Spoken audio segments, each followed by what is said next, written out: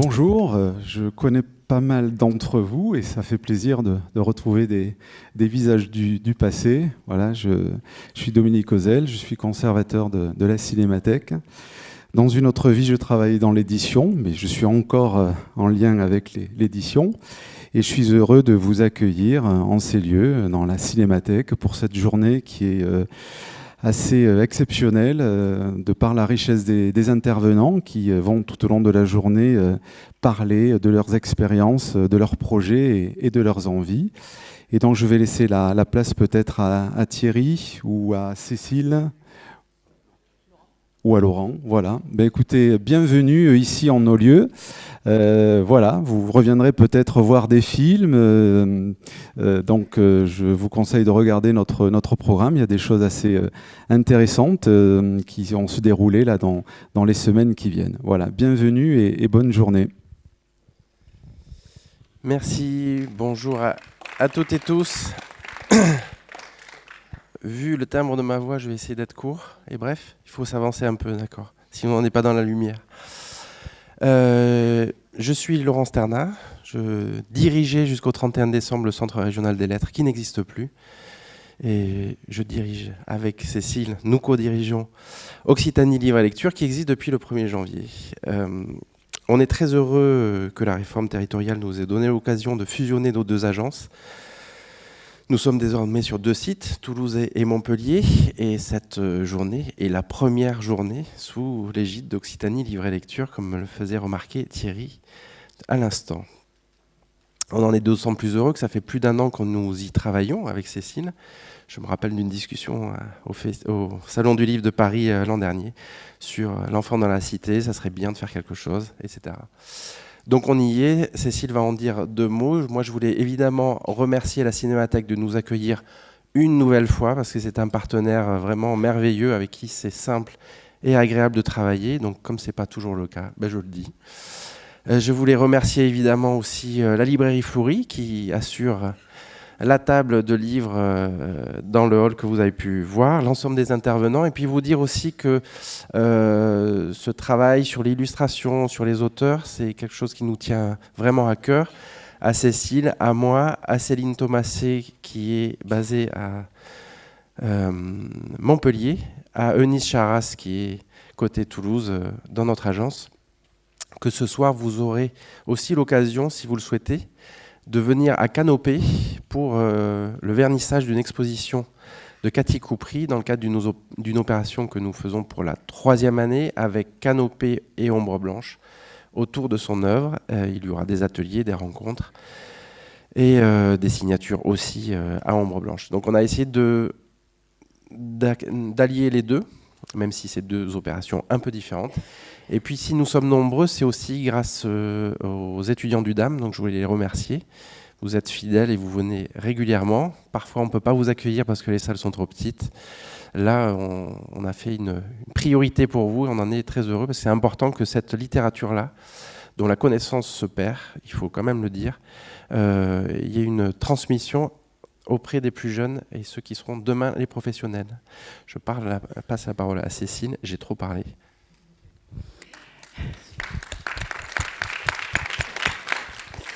Non, juste ajouter quelques mots. Cette journée, un enfant dans la cité, on l'a rêvé il y a déjà 2 ans. Ce qu'il faut dire, c'est que côté Est de la région, nous avions l'habitude de travailler avec le groupe jeunesse du Syndicat national de l'édition. On a fait un certain nombre de belles journées ensemble avec toute l'équipe autour de Hélène Wadowski qui présidait ce groupe jeunesse avant que Thierry ne reprenne le flambeau. Et on s'était toujours dit, puisque la fusion des régions va nous amener à travailler davantage avec l'Ouest, ça serait très chouette de monter une journée à Toulouse. Donc voilà, elle est aujourd'hui la raison de se réunir ensemble et on en est vraiment très heureux. On a beaucoup travaillé autour de cette journée et je m'associe au remerciement de Laurent pour vraiment féliciter Eunice Charras et Céline Galton-Thomasé qui ont donné du sens avec Tiffaine à cette succession d'intervenants, de réflexions et d'interrogations, parce qu'on ne résoudra pas tout, ce n'est pas du tout l'état de l'esprit dans lequel on a préparé cette journée, c'est plutôt on réfléchira ensemble. Et cette question de l'enfant dans la cité, ben oui, on est dans une période où la question de la citoyenneté, la question des œuvres en écho à tous ces problèmes sociétaux, ça nous semblait vraiment au cœur de notre réflexion. Donc, je voulais vous remercier tous les deux, Hélène et Thierry, de nous avoir une nouvelle année fait confiance. Merci aux éditeurs qui sont là, aux animateurs, aux différents intervenants que vous allez voir se succéder. Nous avons aussi souhaité croiser donc justement ces paroles, qu'elles soient de divers endroits en France ou d'Occitanie, pour que des bibliothécaires, des libraires, des éditeurs, des auteurs vous permettent de réfléchir, comme je le disais, à ces différents aspects. Voilà, je termine en disant qu'effectivement, je suis très heureuse d'être là, non seulement parce que, comme disait Laurent, on est au début d'une aventure avec Occitanie Livre et Lecture, donc là, c'est beaucoup de travail qu'on voit aboutir en ce début d'année et toute notre équipe y a vraiment contribué. Donc, on est très heureux d'inaugurer en fait première journée professionnelle d'Occitanie Livre et Lecture. Et comme Dominique a eu la bonne idée de dire que dans une autre vie, il avait d'autres fonctions, moi, je voulais juste saluer tous mes anciens collègues, puisque j'ai eu une autre vie professionnelle pendant 14 ans ici à la Cinémathèque, et que je suis très heureuse de me retrouver après avoir été en coulisses, côté scène, parce que voilà, de Daniel Toscan-Duplantier qui avait inauguré cette salle à Franck Loiret, Franck Lubé, qui aujourd'hui, avec Dominique Ozel, procède aux destinées de ce beau paquebot. Je suis très heureuse de partager avec vous cette journée. Voilà. Thierry, on te laisse inaugurer la journée à proprement parler. Merci. Alors moi, j'ai des petits papiers parce que j'ai toujours un peu de mal. Bonjour à tous, merci d'être aussi nombreux. C'est écrit là et je voulais le faire en occitan, mais malheureusement, je n'ai pas eu le temps de prendre mes cours d'occitan, donc je vais le faire en français. Je suis vraiment désolé. Donc merci à tous d'être aussi nombreux, et c'est vrai que c'est toujours plaisant quand on organise une chose pareille de voir autant de gens motivés. Il paraît même qu'on a refusé des gens, c'est bien, c'est agréable ça, on fera une deuxième tout à l'heure, peut-être on réfléchira pour que demain on recommence. Donc vous êtes plus de 250 professionnels à être venus aujourd'hui, ou futurs professionnels, puisqu'il y a quand même des étudiants qui sont parmi nous. Des professionnels du livre et de l'éducation, et voilà, et tous ces gens qui aiment le livre comme nous on l'aime aussi, et j'espère que cette journée va permettre de partager cette passion. Alors il faut faire les remerciements, vous savez, c'est comme ça que ça marche, on dit toujours qu'on fait un discours court, mais il y a toujours les remerciements, et les remerciements c'est toujours un petit peu long, et on a toujours peur d'oublier quelqu'un. Donc je remercie surtout ceux que je vais oublier, comme ça ils seront, voilà, c'est un peu mieux. Donc merci aux organisatrices et c'est Céline Guelton-Thomaset du Languedoc-Roussillon, livre et lecture, mais qui ne l'est plus, mais je vais vous expliquer après, mais vous le savez déjà. Eunice Charas, qui depuis longtemps aussi travaille avec nous, du CRL Midi-Pyrénéen, pour cette étroite collaboration. Nous avons eu vraiment, on a travaillé ensemble et vraiment dans l'esprit de faire quelque chose de constructif et vraiment de bien, quoi. C'est ce qu'on veut vous présenter en tout cas aujourd'hui. Donc on a cette chance, on est heureux au niveau du syndicat d'être les premiers à essuyer les plâtres de cette naissance d'Occitanie Livre et Lecture, qui est un grand moment, je pense, pour vous tous et les organisateurs surtout. Et voilà, donc, et en fait, je peux vous dire que ce rassemblement se fait bien, puisque on a essuyé les plâtres gentiment, donc ça s'est très très bien passé. Merci évidemment à Chloé Beneteau de la librairie Fleury et Frères qui nous suit, nous éditeurs, depuis très longtemps. Il y a beaucoup de librairies à Toulouse, et voilà, c'est aujourd'hui Chloé qui a fait un choix de livres, ses choix de libraire, les choix en fonction des intervenants, et qui est à votre disposition à la sortie. Donc merci aussi évidemment à Dominique Ozel, conservateur de la Cinémathèque, de nous recevoir aujourd'hui, parce que c'est un lieu quand même très agréable. À Laurent Sternat, directeur Occitanie Livre et Lecture Toulouse. Et bien sûr à Cécile, qui est là, qui fait aussi partie de toute cette organisation. Donc en quelques mots, le syndicat national de l'édition pour la jeunesse, dont j'ai l'honneur de présider le bureau jeunesse, C'est à peu près 60 maisons d'édition en France, maisons d'édition jeunesse, qui est quand même, voilà, comme la richesse de cette littérature en France montre son importance par ce syndicat. On travaille effectivement collectivement sur la promotion, la mise en valeur de la littérature de jeunesse auprès des libraires, des bibliothécaires et du grand public. Et nous avons l'habitude maintenant de faire ces rencontres, je ne sais plus comment on appelle, les rencontres régionales, les rencontres régions, qu'Hélène Wadowski à l'époque avait initiées depuis 2011. Donc ces rendez-vous interprofessionnels à travers la France. L'an dernier, nous étions à Landerneau, en Bretagne, et voilà, nous avons aussi pris un autre sujet. Cette fois-ci, un autre sujet va se dévoiler auprès de vous aujourd'hui sur l'enfant dans la cité. Donc tous les ans, éditeurs, auteurs, illustrateurs et professionnels de l'édition viennent échanger avec des médiateurs du livre et le grand public pour réfléchir ensemble aux multiples enjeux de la littérature jeunesse et enrichir les pratiques de chacun. Sachez aussi que nous avons un site internet autour de la littérature jeunesse. Afin de prolonger ces partages, d'ailleurs, tout ça est capté, donc vous pouvez retrouver à peu près toutes les choses et les autres choses qui sont déjà passées sur ce site. Donc ça, ce site a été organisé avec le soutien de la SOFIA. Donc c'est une véritable plateforme d'échange et de ressources autour de la littérature jeunesse, rassemblant les paroles d'éditeurs, d'auteurs, d'illustrateurs, de spécialistes et médiateurs du livre. Ce site est évidemment un petit site de référence où on peut piocher plein de choses sur tous les éditeurs, tout ce qui se passe sur la vie de la littérature jeunesse. Cette année, nous avons, pour 2017, c'était l'an dernier, donc 2017, on a enrichi encore le travail au sein du syndicat et nous avons organisé une chose importante, enfin je pense importante, qui était les premières assises de la littérature jeunesse qui ont eu lieu le 2 octobre 2017 à la BNF, donc un grand lieu aussi où on a été obligé de refuser du monde, bien sûr, comme quoi l'édition jeunesse c'est quand même encore très demandé. C'était une journée de dialogue organisée en 5 table ronde. Donc il y a eu l'occasion de réunir l'ensemble des acteurs de la chaîne du livre jeunesse et leur permettre de témoigner du dynamisme et de la vitalité de l'édition, trop souvent méconnue et bien souvent sous-estimée.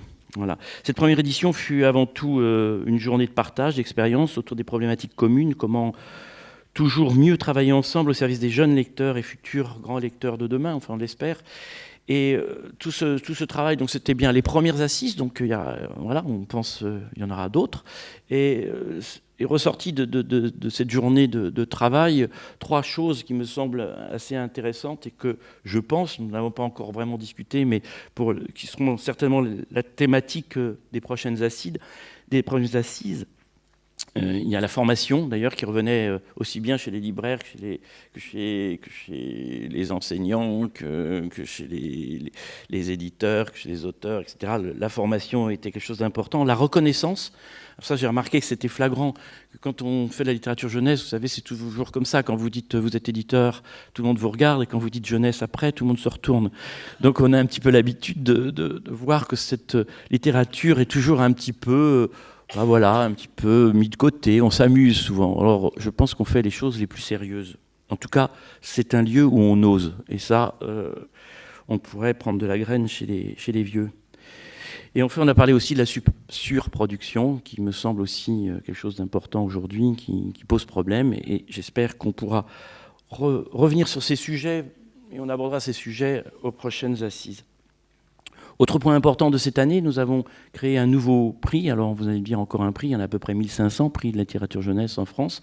Ils sont magnifiques, ils sont très bien, mais on n'avait pas encore de prix national. Un prix national qui se rend au même temps ou à peu près la même période que le prix Goncourt et Renaudot.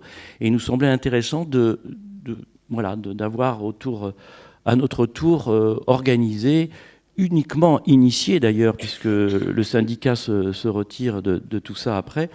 Donc nous avons initié ce premier prix national littérature pour adolescents en partenariat avec la fondation de la Poste, nommé Prix Vendredi, en référence évidemment à Michel Tournier. Donc il récompense un ouvrage francophone destiné aux plus de 13 ans parmi 10 romans sélectionnés par un jury professionnel. Alors, il faut savoir que, pourquoi francophone ? Parce qu'il nous semble nécessaire aujourd'hui de parler un peu de nos auteurs français, de pouvoir aussi en parler à l'extérieur, partout en France, mais aussi en dehors des frontières. Je pense qu'il est nécessaire de montrer que nous avons une richesse importante d'auteurs, de très grands auteurs, et souvent un peu cachés par tous ces auteurs anglo-saxons qui prennent quand même une place importante. Alors, ils existent et c'est très bien et tant mieux, mais c'est bien aussi qu'on pense à nos auteurs et de les mettre en valeur. Donc, cette année, le prix qui a été attribué le 9 octobre 2017, il a été attribué à Anne-Laure Bondou pour L'Aube sera grandiose, aux éditions Gallimard Jeunesse. Et 2 mentions spéciales ont été attribuées à Antoine Doll pour Naissance de cœur de pierre chez Actes Sud Junior et Thibaut Vermeau pour Colorado Train qui est chez Sarbacane. La composition du jury, quand même, pour vous dire qui était ce jury, c'est important parce que, vous savez, on nous dit, oui, mais qui on va prendre comme jury ? Est-ce qu'on va prendre quelqu'un de connu, reconnu pour pouvoir en parler ? Nous, il nous a semblé important de prendre des gens qui, d'abord, suivent notre production, d'une façon générale, et qui ont l'habitude de lire ces romans, ou pas, d'ailleurs, mais qui, au moins, ont une critique par rapport à ça. Donc, il y avait Philippe Jean Quintinqui, du Monde, Françoise Dargent du Figaro, Catherine Fruchon-Toussaint de RFI, Michel Abesca de Télérama, Raphaël Bott de Mon Quotidien et de Lire, Marie Desplechin et Sophie van der Linden, dont on va parler tout à l'heure, puisqu'elle est ici présente pour la suite. Donc aujourd'hui, notre thème, l'enfant dans la cité. Alors pareil, l'enfant dans la cité, c'est vrai que ça pourrait paraître un sujet un peu revues, mais l'intérêt aussi de ces rencontres régionales, c'est aussi de faire participer au maximum toute l'offre des éditeurs de littérature jeunesse en France, c'est-à-dire aussi bien du documentaire que de la fiction, de l'album, de l'imaginaire et de la réalité. Je pense que c'est un sujet, évidemment, il ne faut pas le prendre uniquement sur la citoyenneté. La citoyenneté en fait partie, mais il n'y a pas que ça. C'est le rapport de soi et de son corps, le corps des autres, l'architecture aussi, la place de l'enfant dans la société, la citoyenneté ou encore l'environnement. Donc il y a plein de choses. Il faut savoir que l'enfant est quand même un des acteurs importants dans la cité. L'enfant présent, son mouvement et son corps lui-même. Le thème qui peut réunir tous les acteurs de la cité sont évidemment les enseignants, les éducateurs, les parents, mais aussi les responsables politiques. Et ça, ce serait très bien qu'ils écoutent un petit peu ce que disent les parents et les enfants. Le thème réunit donc tous nos catalogues, de la fiction documentaire, de l'imaginaire à la réalité. Et vous savez que quand on parle entre adultes, ou qu'on parle, par exemple, si un philosophe commence à avoir un nouveau concept et parle à un autre philosophe, c'est en général assez facile. Ça se passe très bien. Mais c'est très difficile quand il parle à un enfant. Pourquoi ? Parce que je pense que l'enfant pose les vraies questions. Voilà. Et ça, c'est la chose qui change un petit peu par rapport aux adultes. Donc aujourd'hui, nous allons essayer de nous poser les vraies questions, les bonnes questions, et redonner aux enfants le pouvoir de dire, d'agir, et de nous aider à réfléchir. Pour eux, bien sûr, mais aussi un petit peu pour nous, parce que c'est quand même eux qui, plus tard, feront nos lois, donc autant bien les éduquer. Et donc, et comme disait Dolto, parce qu'il fallait bien faire une petite citation, c'est toujours bien... Dolto disait « Tout groupe humain prend sa richesse dans la communication, l'entraide et la solidarité, visant à un but commun, l'épanouissement de chacun dans le respect de ses différences. » Voilà. Et on va essayer de vivre ensemble comme ça un petit moment pour une journée avec des intervenants importants et choisis et qui ont vraiment des choses à dire. Donc nous allons commencer par la conférence inaugurale de Sophie van der Linden. On continuera ensuite... il y aura une petite pause, je crois. Enfin, vous avez le programme, la maison, mon quartier, mon pays, j'allais dire mon jardin, mais aussi, pourquoi pas, le corps dans la littérature jeunesse, à la rencontre des autres, et enfin, laïcité, liberté et littérature. Donc une journée riche. Et je vous rappelle aussi que vous êtes là pour entendre, pour écouter, mais aussi intervenir si parfois les choses vous semblent nécessaires d'être soulevées ou contredit, ou c'est ça le débat, et ça c'est important. Donc nous allons commencer par